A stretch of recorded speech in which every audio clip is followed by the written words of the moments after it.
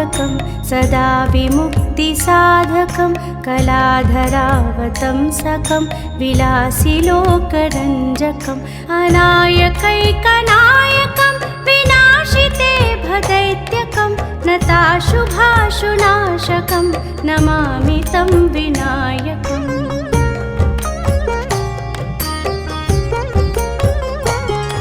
न ते तरातिभीकरं नवोदितार्कभास्वरं न मत्सुरारिनिर्जरं न ताधिकापदुद्धरं सुरेश्वरं निधीश्वरं गजेश्वरं गणेश्वरं महेश्वरं तमाश्रये परात्परं निरन्तरम्।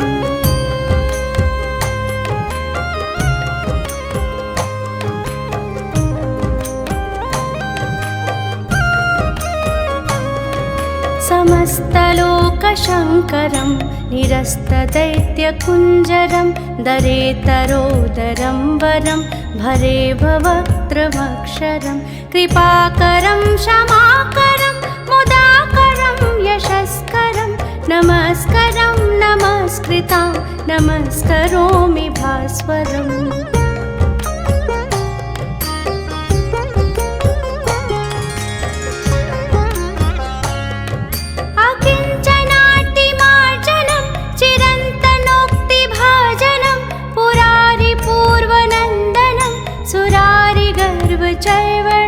प्रपञ्चनाशभीषणं धनञ्जयादिभूषणं कपोलदानवारणं भजे पुराणवारणम्।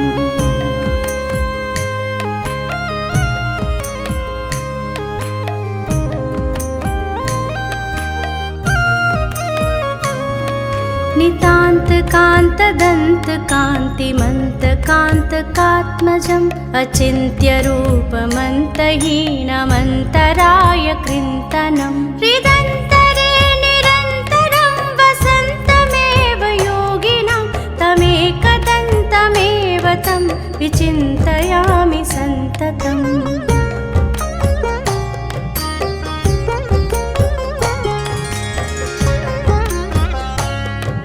महागणेश पञ्चरत्नमादरेण योऽन्वहं प्रगायति प्रभातके हृदि स्मरन् गणेश्वरम् अरोगतां दोषतां सुसाहितिं सुपुत्रतां समाहितायुरष्टभूतिमभ्युपोति सोचरा मुदाकरात् मोदकं सदा विमुक्तिसाधकं कलाधरावतंसकं विलासिलोकरञ्जकम्।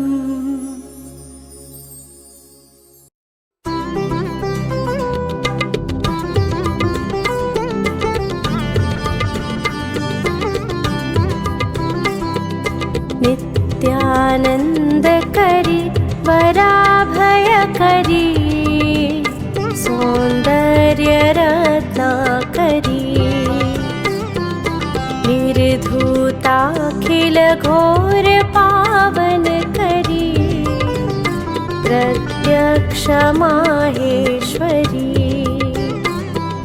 प्रालेयाचल वंश पावनकरी काशीपुराधीश्वरी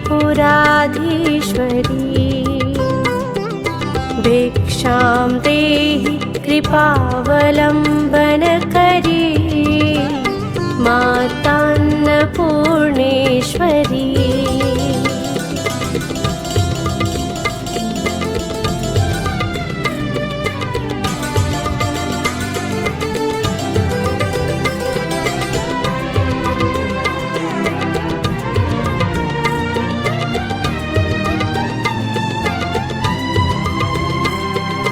नानारत्नविचित्रभूषणकरी हेमाम्बराडम्बरी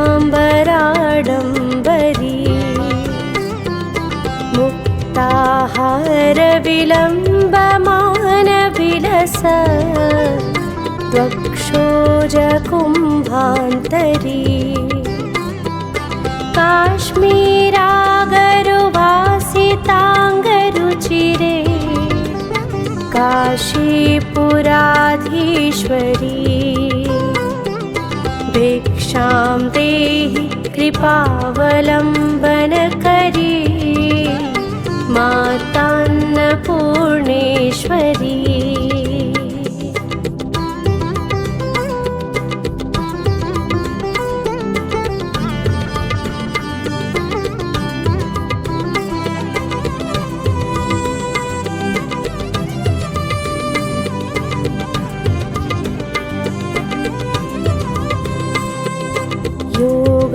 योगानन्दकरी रिपुक्षयकरी धर्मार्थनिष्ठाकरी चन्द्रार्कानलभासमानलहरी त्रैलोक्यरक्षाकरी सर्वैश्वर्यसमस्तवाञ्छितकरी काशीपुराधीश्वरी। भिक्षां देहि कृपावलम्बनकरी मातान्नपूर्णेश्वरी।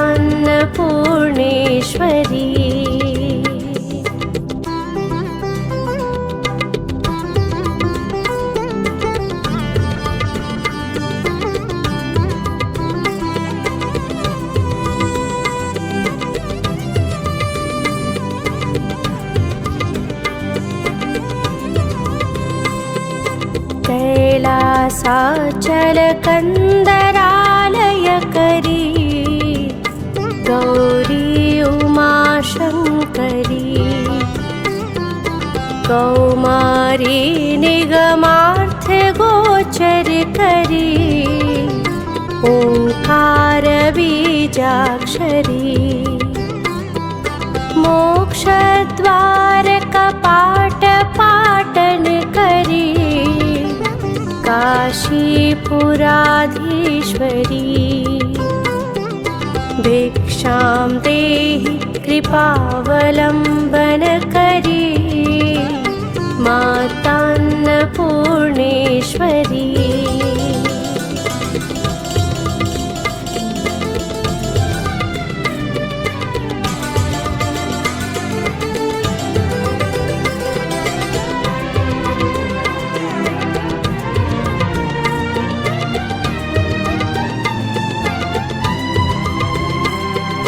दृश्यादृश्यविभूतिवाहनकरी ब्रह्माण्डभाण्डोदरी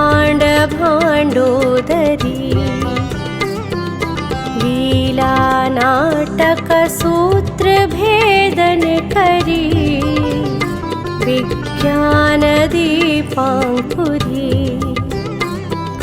श्रीविश्वेशमनःप्रसादनकरी काशीपुराधीश्वरी। भिक्षां देहि कृपावलम्बनकरी मातान्नपूर्णेश्वरी।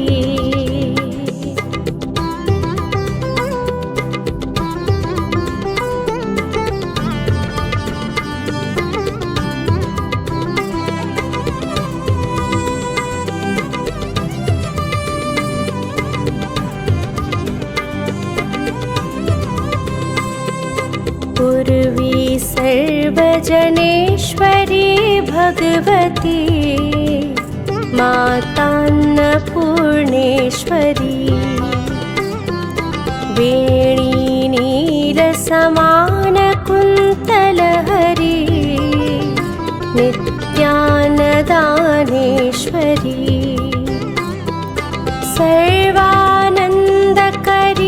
सदा शुभकरी काशीपुराधीश्वरी। भिक्षां देहि कृपावलम्बनकरी मातान्नपूर्णेश्वरी।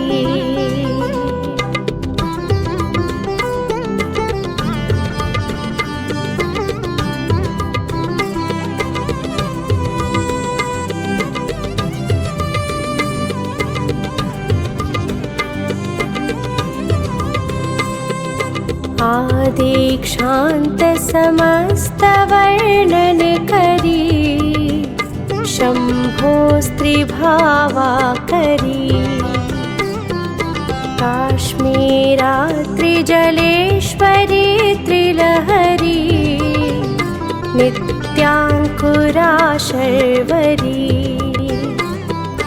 कामाकाङ्क्षकरी जनोदयकरी काशीपुराधीश्वरी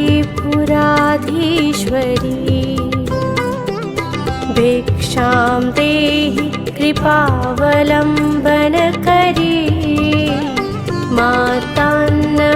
मातान्नपूर्णेश्वरी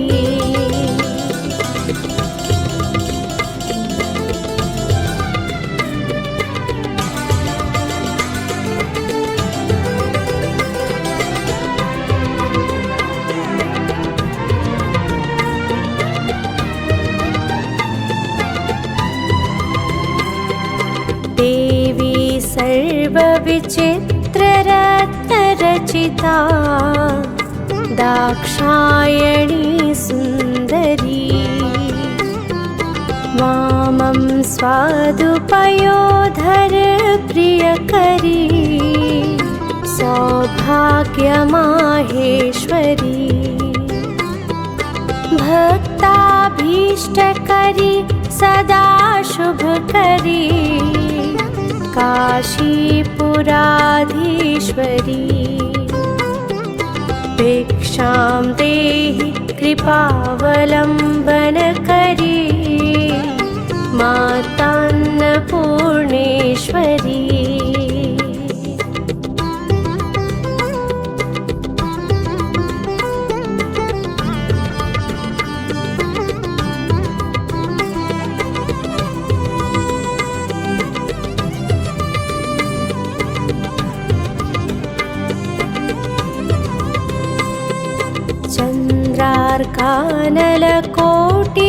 चन्द्रार्कानलकोटिकोटिसदृशा चन्द्रांशुबिम्बाधरी चन्द्रार्काग्निसमानकुन्तलधरी चन्द्रार्कवर्णेश्वरी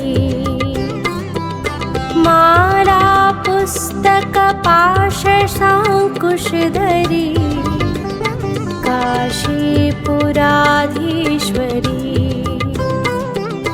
भिक्षां देहि कृपावलम्बनकरी मातान्नपूर्णेश्वरी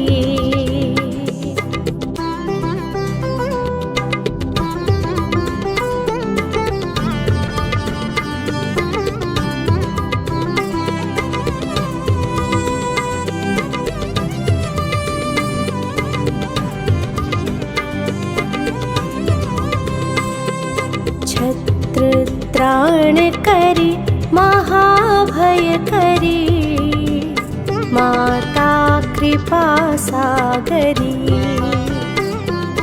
साक्षान्मोक्षकरी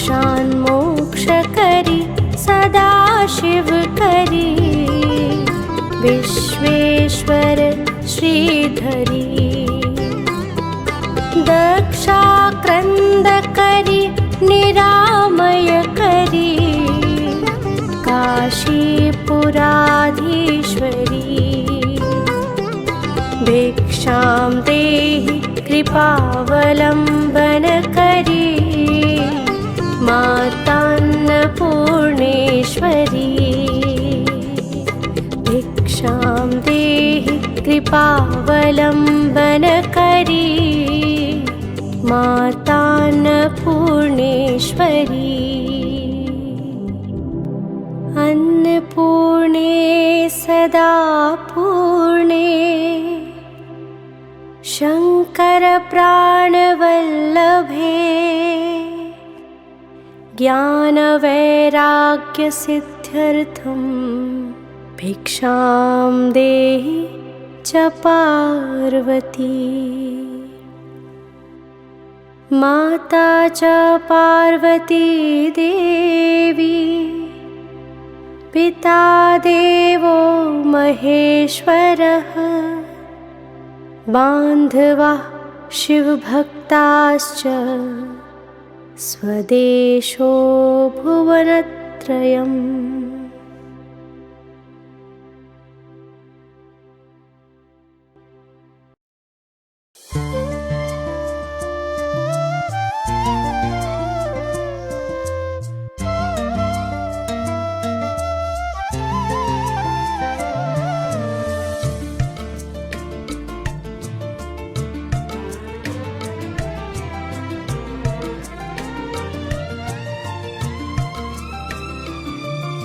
नमो भूतनाथं नमो देवदेवं नमः कालकालं नमो दिव्यतेजम्।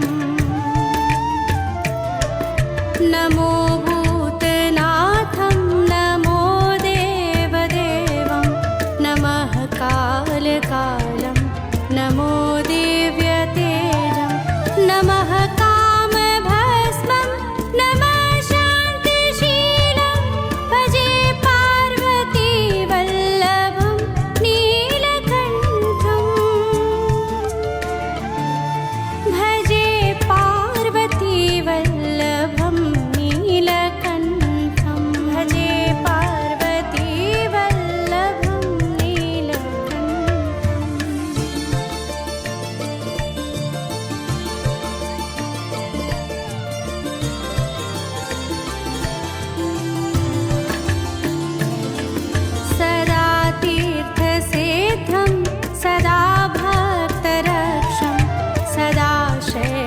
पूज्यं सदा शुभ्रभस्मम्। सदा तीर्थसिद्धं सदा भक्तरक्षं सदा शैव पूज्यं सदा शुभ्रभस्मं। सदा ध्यानयुक्तं सदा ज्ञानतल्पं भजे पार्वती वल्लभं नीलकण्ठम्। भजे पार्वती वल्लभं नीलकण्ठं। भजे पार्वती वल्लभं नीलकण्ठम्।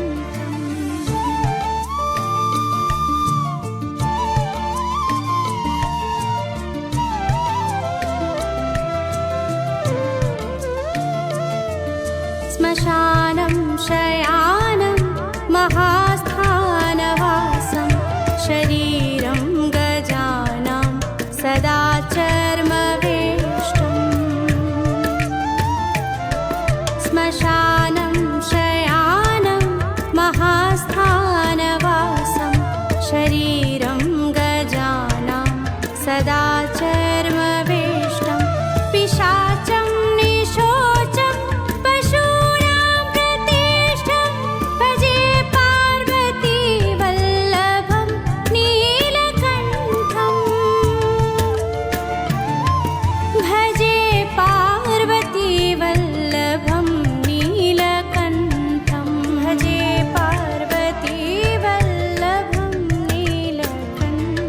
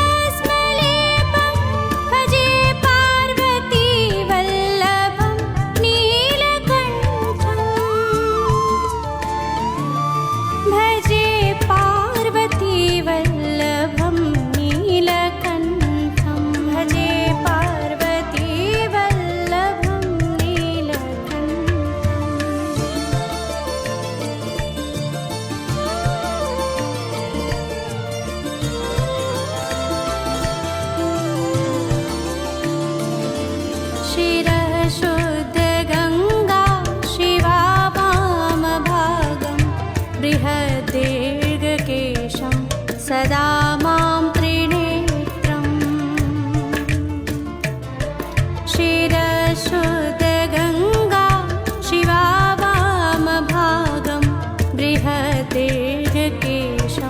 सदा मां त्रिनेत्रं फणिनागकर्णं सदा भालचन्द्रं भजे पार्वती वल्लभं नीलकण्ठम्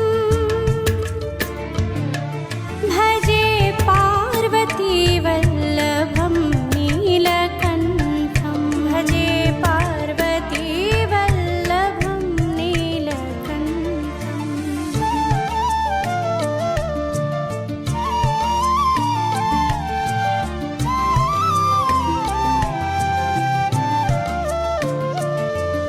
करे शूलधारं महाकष्टनाशं सुरेशं वरेशं महेशं जनेशम् करे शूलधारं महाकष्टनाशं सुरेशं वरेशं महेशं जनेशं धनेशामरेशं भजेशं गिरीशं भजे पार्वती वल्लभं नीलकण्ठम्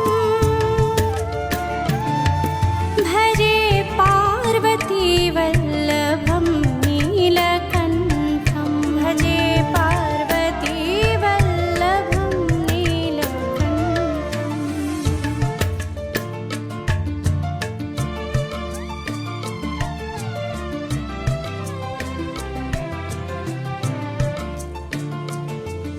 उदासं सुदासं सुकैलासवासं धरानिर्धरं संस्थितं व्याधिदेवम् उदासं सुदासं सुकैलासवासं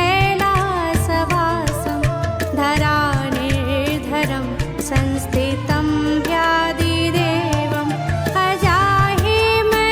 अजाहेमकल्पद्रुमं कल्पसेव्यं भजे पार्वती वल्लभं नीलकण्ठम्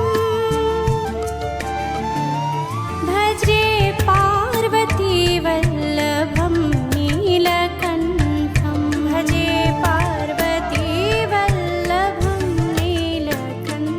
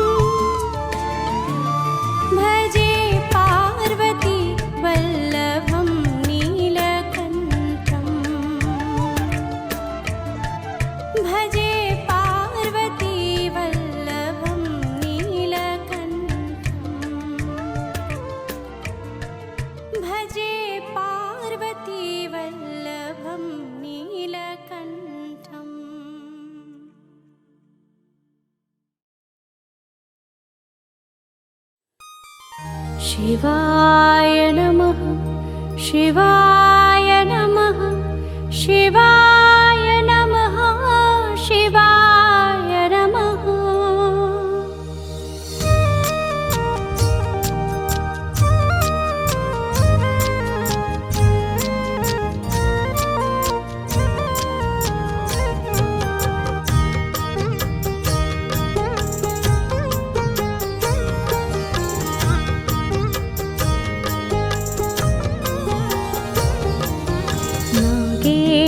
हाराय त्रिलोचनाय भस्माङ्गरागाय महेश्वराय नित्याय शुद्धाय दिगम्बराय तस्मै नकाराय नमः शिवाय शिवाय नमः शिवाय नमः।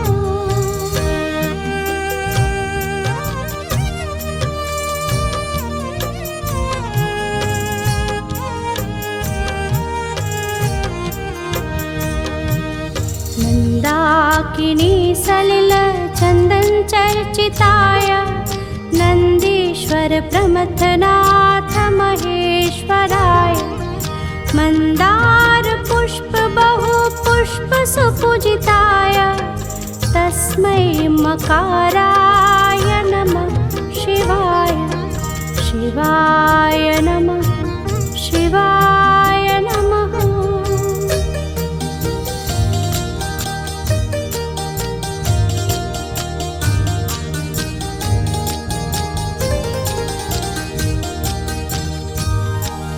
शिवाय गौरी वदनाब्जवृन्द सूर्याय दक्षाध्वरनाशकाय श्रीनीलकण्ठाय वृषध्वजाय तस्मै शिकाराय नमः शिवाय शिवाय नमः शिवाय नमः।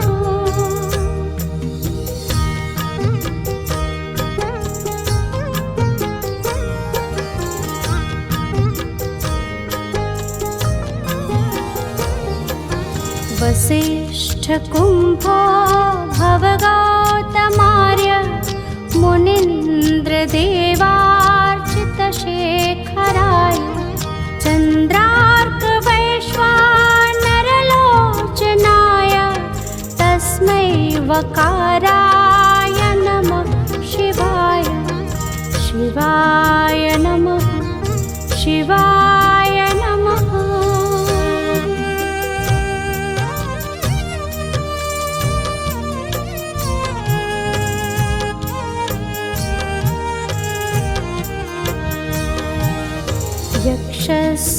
यक्षस्वरूपाय जटाधराय पिनाकहस्ताय सनातनाय दिव्याय देवाय दिगम्बराय तस्मै यकाराय नमः शिवाय शिवाय नमः शिवाय नमः शिवाय नमः शिवाय नमः।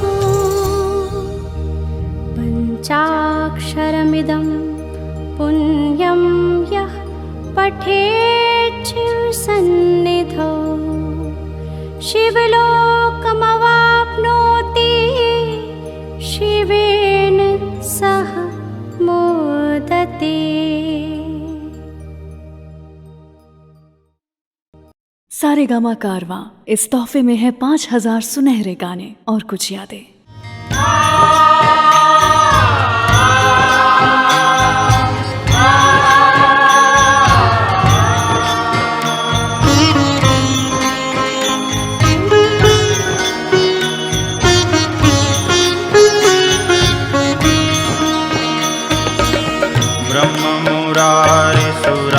ब्रह्ममुरारिसुरार्चितलिङ्गं निर्मलभासितशोभितलिङ्गं जन्मजदुःखविनाशकलिङ्गं तत्प्रणमामि सदा शिवलिङ्गम्।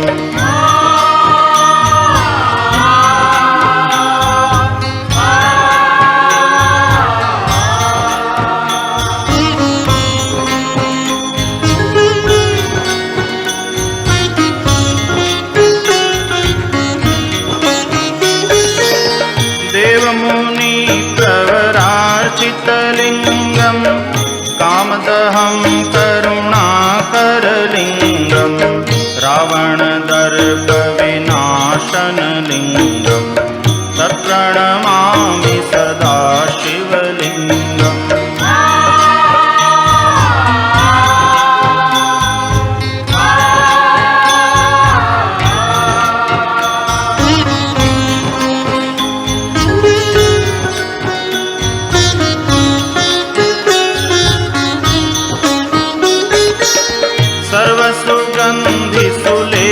सर्वसुगन्धिसुलेपितलिङ्गम् बुद्धिविवर्धनकारणलिङ्गम् सिद्धसुरासुरवन्दितलिङ्गम् तत्प्रणमामि सदा शिवलिङ्गम्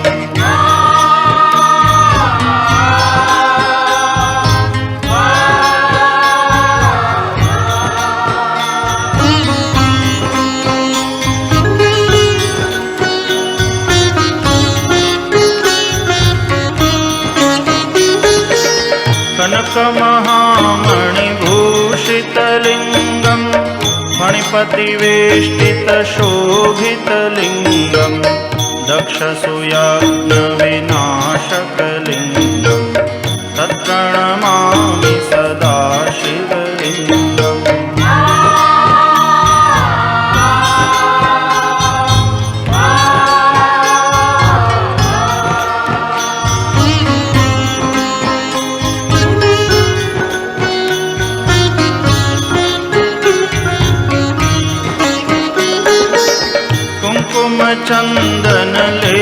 कुङ्कुमचन्दनलेपितलिङ्गम् पङ्कजहारसुशोभितलिङ्गम् सञ्चितपापविनाशनलिङ्गम् तत्प्रणमामि सदा शिवलिङ्गम्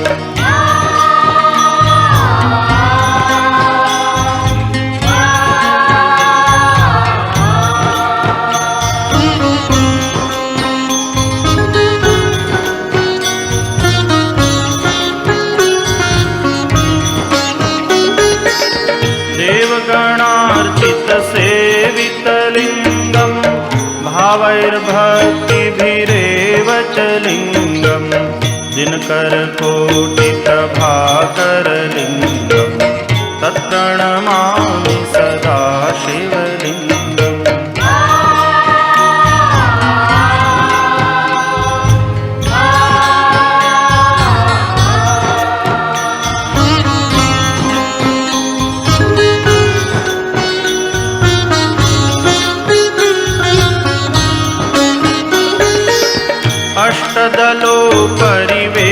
अष्टदलोपरिवेष्टितलिङ्गम् सर्वसमुद्भवकारणलिङ्गम् अष्टदरिद्रविनाशितलिङ्गम् तत्प्रणमामि सदा शिवलिङ्गम्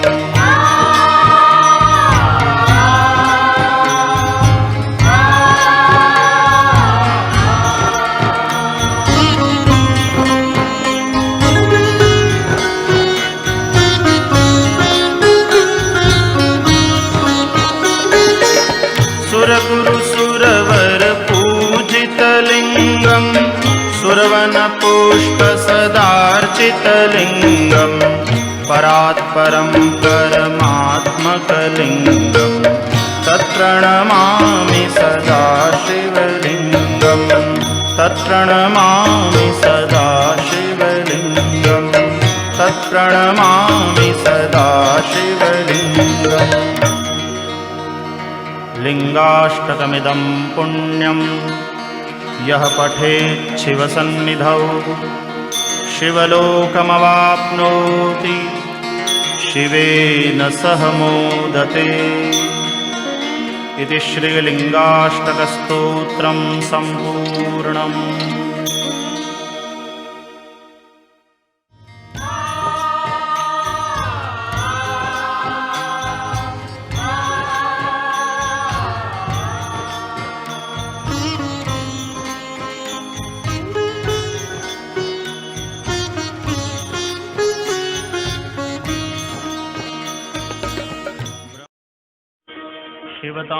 शिवताण्डवस्तोत्रम्।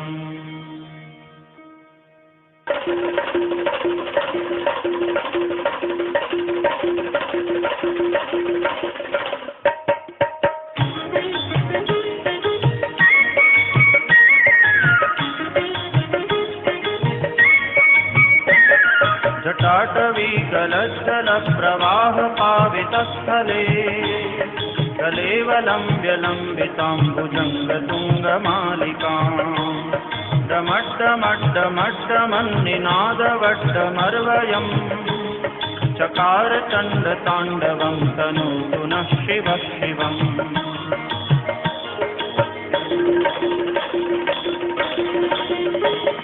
जटाकटाह सभ्रमभ्रमन्निलिम्पनिर्झरी विलोलवीचिवल्लरी विराजमानमूर्धनि दगद्दगद्दगज्ज्वलल्ललाटपट्टपावके किशोरचन्द्रशेखरे रतिप्रवीक्षणं मम।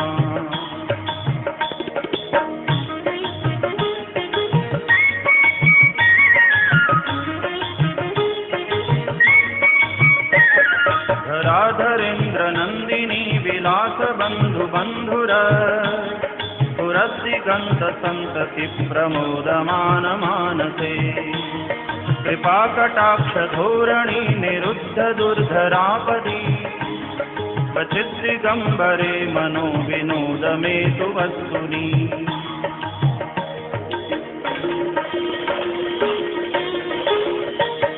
जटाभुजङ्गपिङ्गलस्फुरत्फणामणिप्रभा कदम्बकुङ्कुमद्रवप्रलिप्तदिग्वधूमुखे मदान्धसिन्धुरस्फुरत्वगुत्तरीयमेदुरे मनोविनोदमद्भुतं बिभर्तु भूतभर्तरी।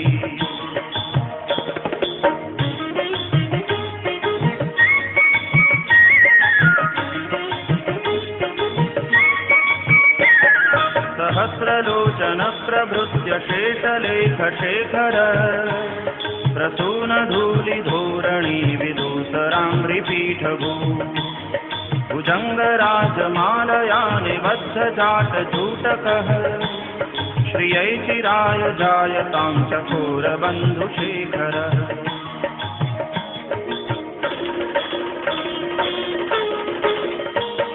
ललाटचत्वरज्वलज्जनञ्जयस्फुलिङ्गभा निपीतपञ्चसायकं नमन्निलिम्पनायकम् सुधामयूखलेखया विराजमानशेखरम् महाकपालितं पदे शिरोजटालमस्तु नः।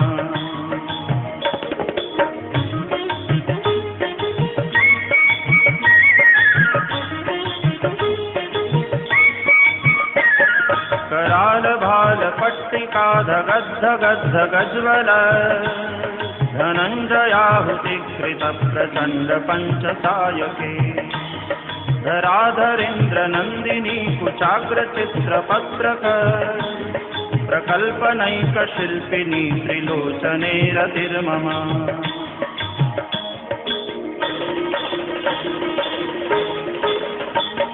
नवीनमेघमण्डली निरुद्धदुर्धरस्फुर कुहूनिशीथिनीतमः प्रबन्धबद्धकन्धरः निलिम्पनिर्झरीधरस्तनोतु कृत्तिसिन्धुरः कलानिधानबन्धुरः श्रियं जगद्धुरन्धरः।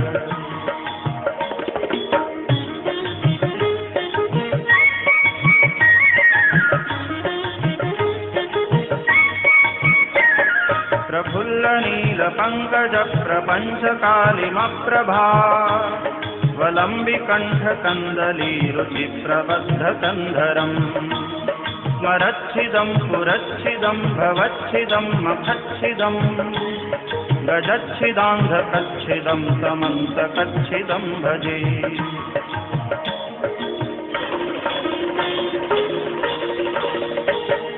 अथर्व सर्वमङ्गला कलाकदम्ब मञ्जरी रसप्रवाह माधुरे विजृम्भणा मधुव्रतम् स्मरान्तकं पुरान्तकं भवान्तकं मखान्तकं गजान्तकान्धकान्तकं समन्तकान्तकं भजे।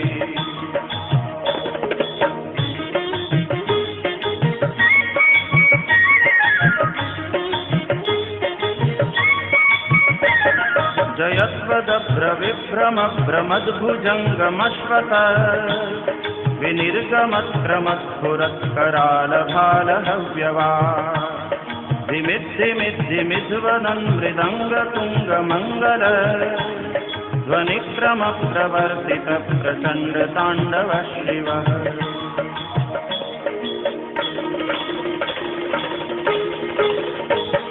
दृशद्विचित्रतल्पयोर्भुजङ्गमौक्तिकस्रजो गरिष्ठरत्नलोष्ठयोः सुहृद्विपक्षकक्षयोः तृणारविन्दचक्षुषोः प्रजामही महेन्द्रयोः समप्रवृत्तिकः कदा सदा शिवं भजाम्यहम्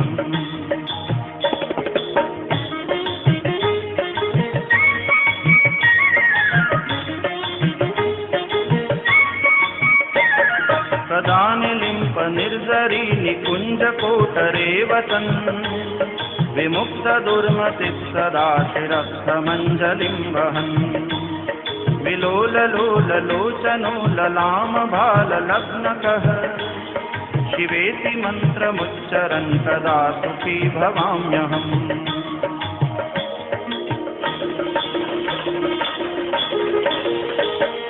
इमं हि नित्यमेव मुक्तमुत्तमोत्तमं स्तवम् पठन् स्मरन् ब्रुवन्नरो विशुद्धिमेति सन्ततम् हरे गुरौ सुभक्तिमाशु याति नान्यथा गतिम् विमोहनं हि देहिनां तु शङ्करस्य चिन्तनम् पूजावसानसमये दशवक्त्रगीतम् यः शम्भुपूजनपरं पठति प्रदोषे तस्य स्थिरामृतगजेन्द्रतुरङ्गयुक्ताम् लक्ष्मीं सदैव सुमुखीं प्रददाति शम्भुः। इति श्रीरावणकृतं शिवताण्डवस्तोत्रं सम्पूर्णम्।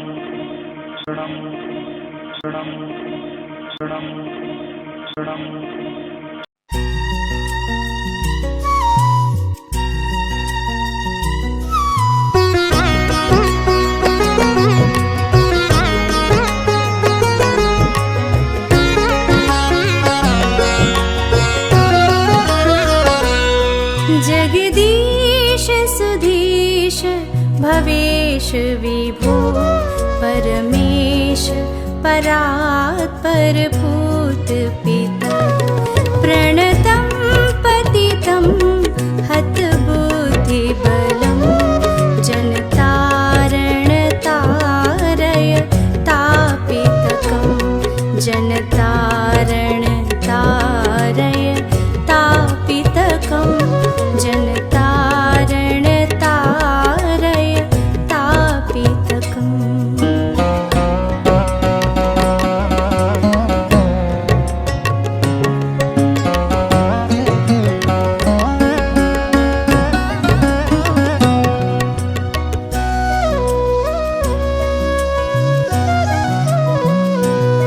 गुणहीन सुदीन मलिन मतिं त्वयि पातरि दातरि चापरतिं तमसा रजसा वृत्तवृत्तिमिमं जनतारण तारय तापितकं जनतारण तारय तापितकं जनतारण तारय तापितकम्।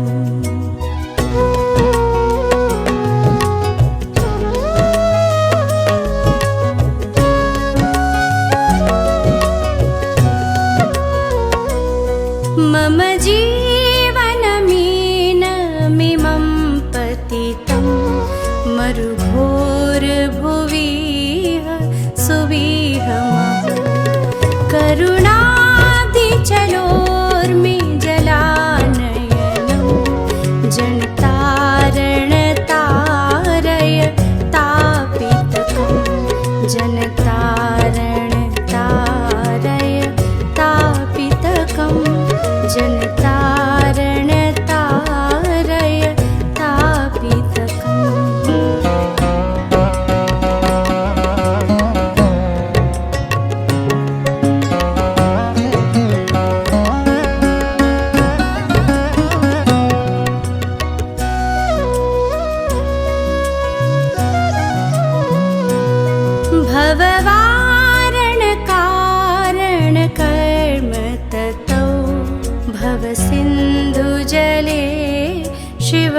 नग्नमतः करुणाञ्च समर्प्य तरिं त्वरितं जनतारणतारय तापितकं जनतारणतारय तापितकं जनतारणतारय तापितकम्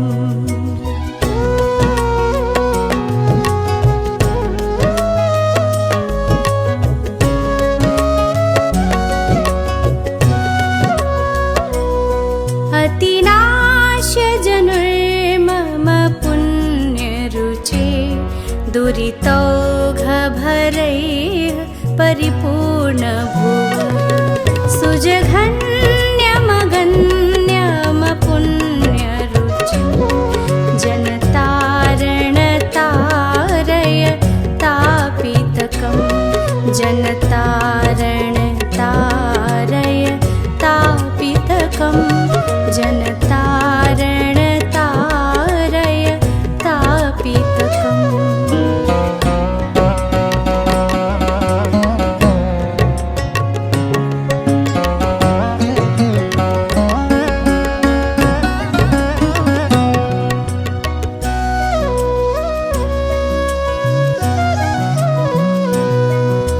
भवकारक नारक हारक हे भवतारक पातक दारक हे हर शंकर किंकर कर्म चयं जनतारणतारय तापितकं जनतारणतारय तापितकं जनतारणतारय तापितकम्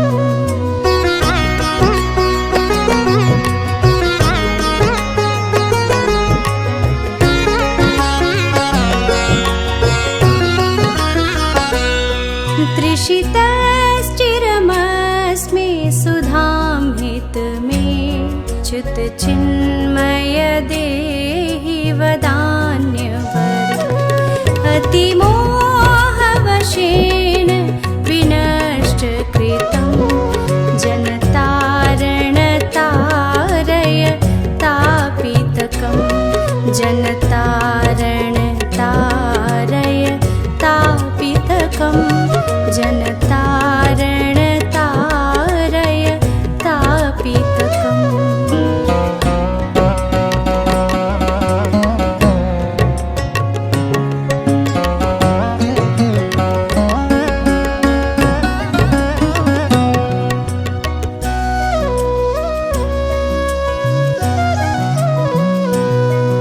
प्रणमामि नमामि नमामि भवं भवजन्मकृति प्रणिषूदनकं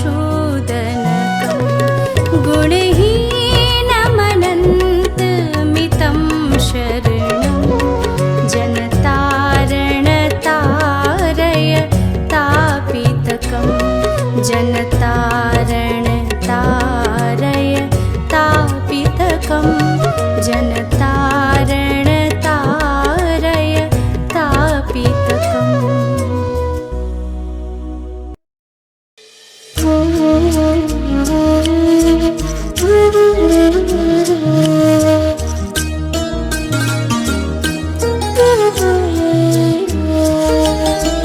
विश्वेश्वराय नरकार्णवतारणाय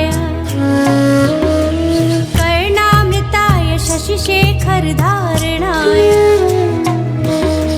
कर्पूरकान्तिधवलाय जटाधराय दारिद्र्यदुःखदहनाय नमः शिवाय दारिद्र्यदुःखदहनाय नमः शिवाय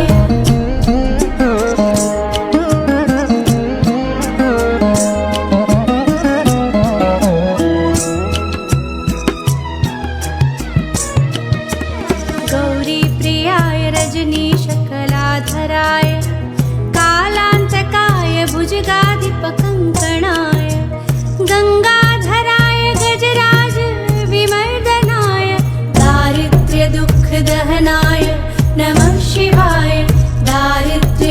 दुःखदहनाय नमः शिवाय।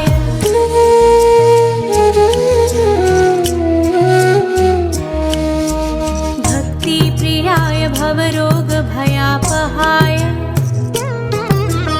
उग्राय दुर्गभवसागरतारणाय ज्योतिर्मयाय गुणनाम सुनित्यकाय दारिद्र्यदुःखदहनाय नमः शिवाय। दारिद्र्यदुःखदहनाय नमः शिवाय।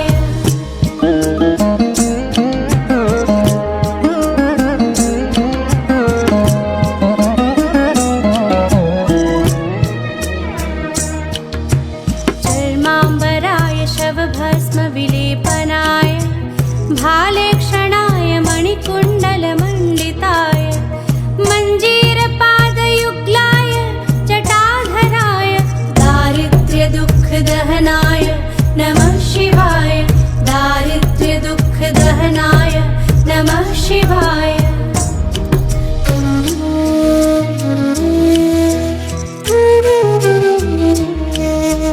पञ्चाननाय फणिराज विभूषणाय हेमांशुकाय भुवनत्रयमण्डिताय आनन्दभूमिवरदाय तमोमयाय दारिद्र्यदुःखदहनाय नमः शिवाय।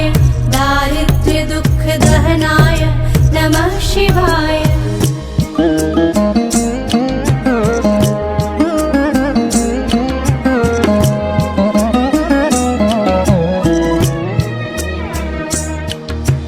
भानुप्रियाय भवसागरतारणाय कालान्तकाय कमलासनपूजिताय नेत्रत्रयाय शुभलक्षणलक्षिताय दारिद्र्यदुःखदहनाय नमः शिवाय। दारिद्र्यदुःखदहनाय नमः शिवाय।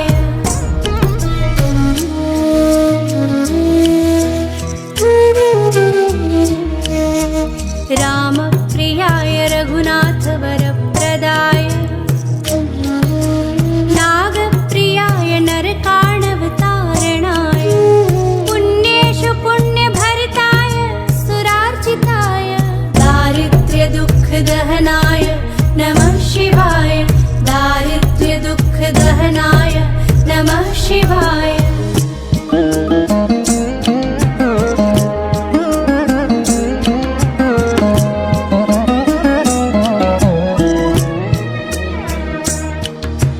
मुक्तेश्वराय फलदाय गणेश्वराय गीतप्रियाय वृषभेश्वर वाहनाय मातङ्गचर्मवसनाय महेश्वराय दारिद्र्यदुःखदहनाय नमः शिवाय।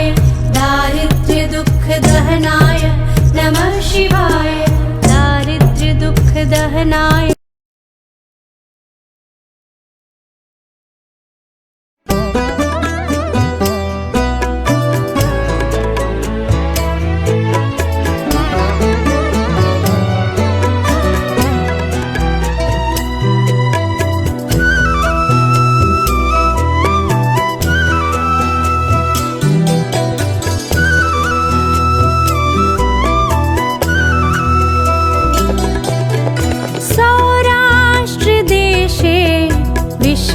विशदेतिरम्ये ज्योतिर्मयं चन्द्रकलावतंसं सौराष्ट्रदेशे विशदेतिरम्ये ज्योतिर्मयं चन्द्रकलावतंसं भक्तिप्रदानाय कृपावतीर्णं तं सोमनाथं शरणं प्रपद्ये। तं सोमनाथं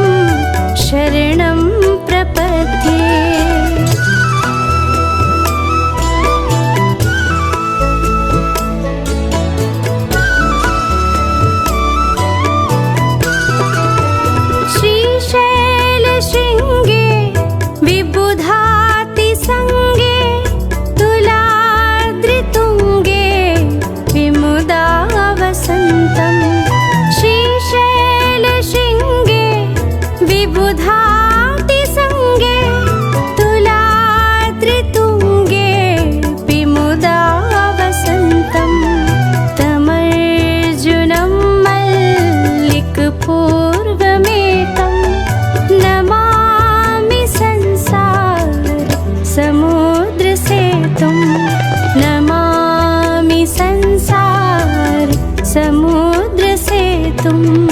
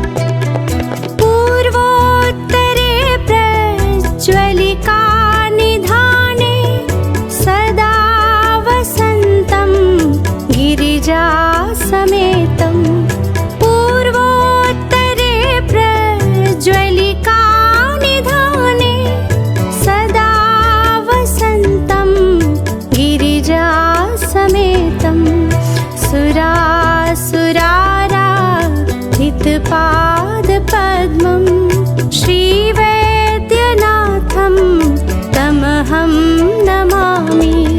श्रीवैद्यनाथं तमहं नमामि।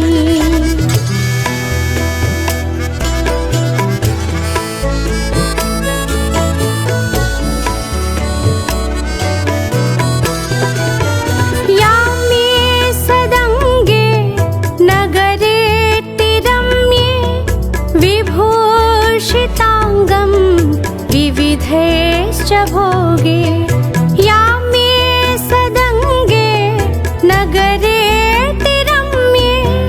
विभूषिताङ्गं विविधैश्च भोगे सद्भक्तिमुक्ति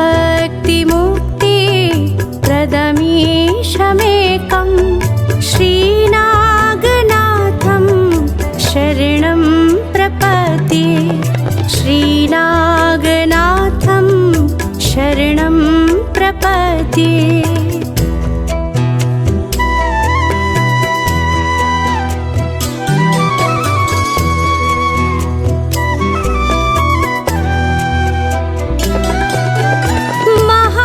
महाद्रिपार्श्वे च तटे रमन्तं सम्पूज्यमानं सततं मुनीन्द्रैः। महाद्रिपार्श्वे च तटे रमन्तं सम्पूज्यमानं सततं मुनीन्द्रैः। सुरासुरैर्यक्षमहोरगाध्ये केदारमीशं शिवमेकमीडे। केदारमीशं शिवमेकमीडे।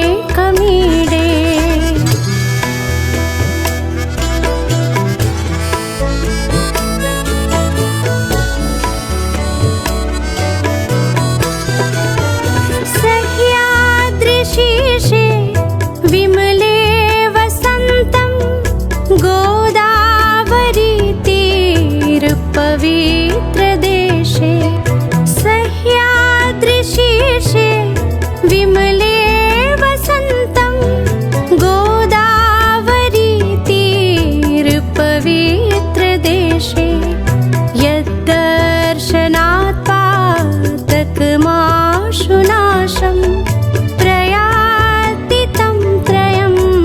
त्र्यम्बकमीशमीडे प्रयाति तं त्र्यम्बकमीशमीडे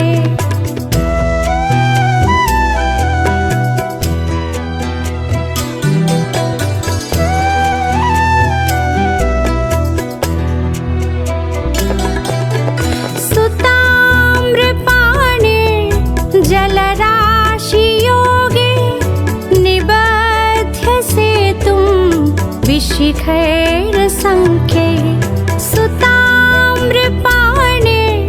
जलराशियोगे निबध्य सेतुं विशिखैरसङ्ख्ये श्रीरामचन्द्रेण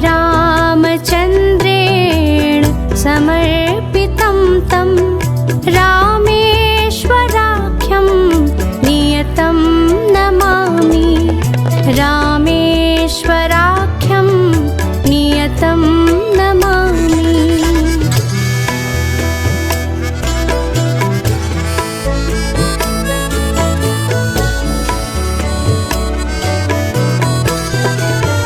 यं डाकिनी शाकिनी कासमाजे निषेव्यमाणं पिशिताशनैश्च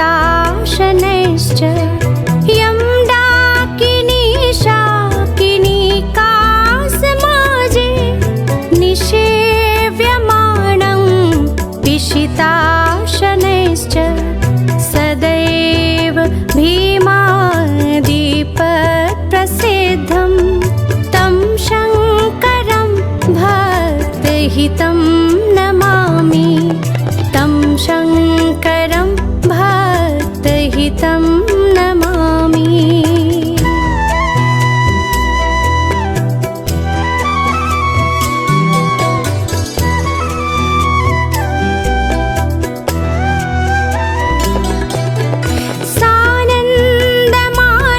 सानन्दमानन्दवने वसन्तम् आनन्दकन्दं हतपापवृन्दं सानन्दमानन्दवने वसन्तम् आनन्दकन्दं हतपापवृन्दं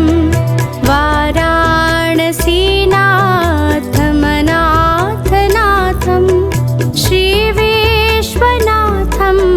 शरणं प्रपद्ये श्रीविश्वनाथं शरणं प्रपद्ये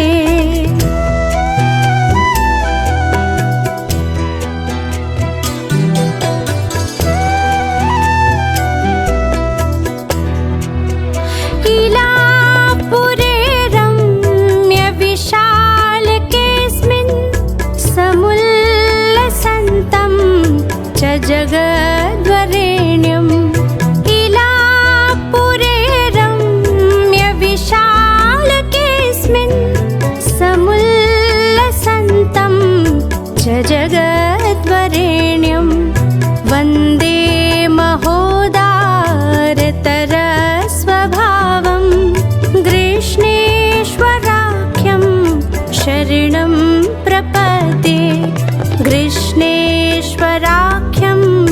शरणं प्रपद्ये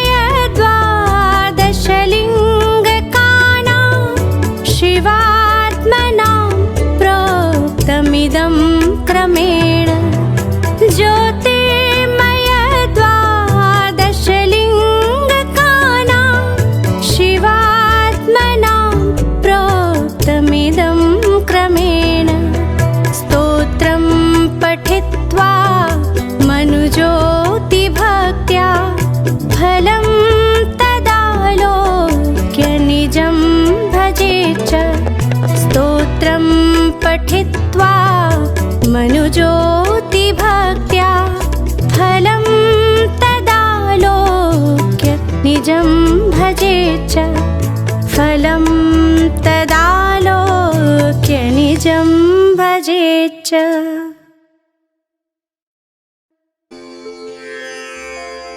नमामि शमीशाननिर्वाणरूपं विभुं व्यापकं ब्रह्मवेदस्वरूपम् अजं निर्गुणं निर्विकल्पं निरीहं चिदाकाशमाकाशवासं भजेऽहम् निराकारमोङ्कारमूलं तुरीयं गिराज्ञानगोतीतमीशं गिरीशं करालं महाकालं कृपालुं गुणागारसंसारपारं नतोऽहम् तुषाराद्रिसङ्काश गौरं गभीरं